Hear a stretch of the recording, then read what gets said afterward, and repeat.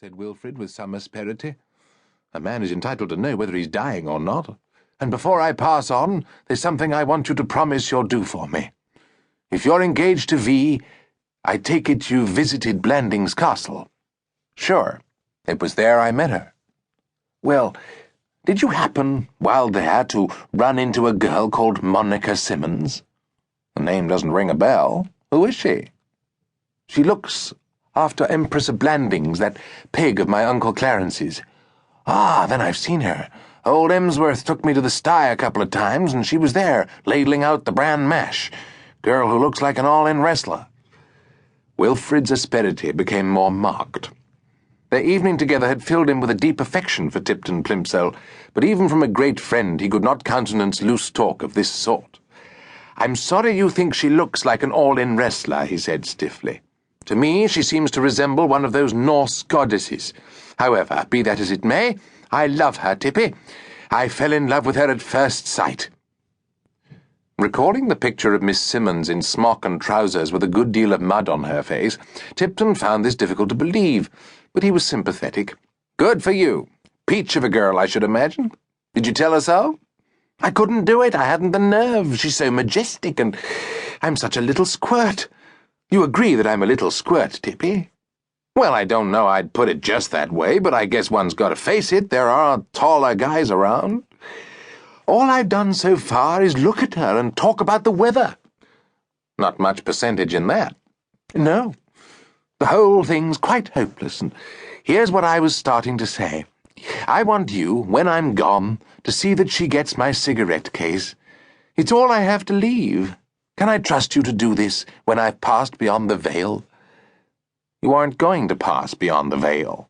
"I am going to pass beyond the veil," said Wilfrid petulantly. "You've made a note of what I was saying? Cigarette case to be given to Monica Simmons after my decease." "Does she smoke?" "Of course she smokes." "She'll be able to blow smoke rings at the pig." Wilfrid stiffened. "There is no need to be flippant about it, Plimsoll. I'm asking you as a friend to perform this small act of kindness for me. Can I rely on you?" "Sure, I'll attend to it." "Tell her my last thoughts were of her, and I expired with her name on my lips." "Okay." "Thank you. Thank you. Thank you," said Wilfrid, and went to sleep again. Deprived of human companionship, Tipton felt sad and lonely. He was a gregarious soul, and it always made him uneasy when he had no one to talk to. Throughout these exchanges with Wilfrid Alsop, he'd been aware of a policeman pacing up and down the corridor on the other side of the bars, and policemen, while often not ideal as conversationalists, being inclined to confine themselves to monosyllables and those spoken out of the side of their mouths, are better than nothing. He went to the bars and, peering through them like some rare specimen in a zoo, uttered a husky, "Hey, officer." The policeman was a long, stringy policeman who flowed out of his uniform at odd spots. His face was gnarled, his wrists knobbly and of a geranium hue, and he had those 3 or 4 extra inches of neck which disqualify a man for high honours in a beauty competition.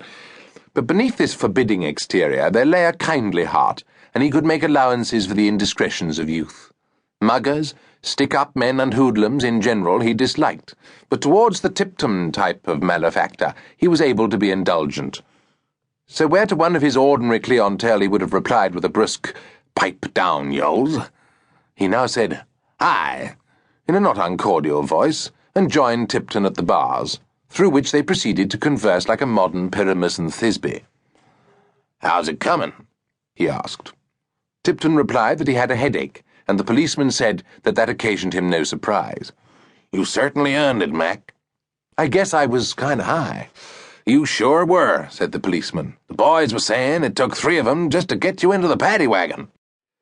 His manner had not been censorious, and his voice had contained admiration rather than reproof, but nevertheless Tipton felt it incumbent on him to justify himself.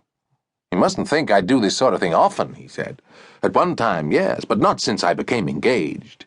I promised my fiancée I'd go easy on the nights of wine and roses. But this was a special case. I was trying to cheer up my friend over there and bring a little sunshine into his life." "Feeling low, was he?" "In the depths, officer, and with reason. He was telling me the whole story. He's a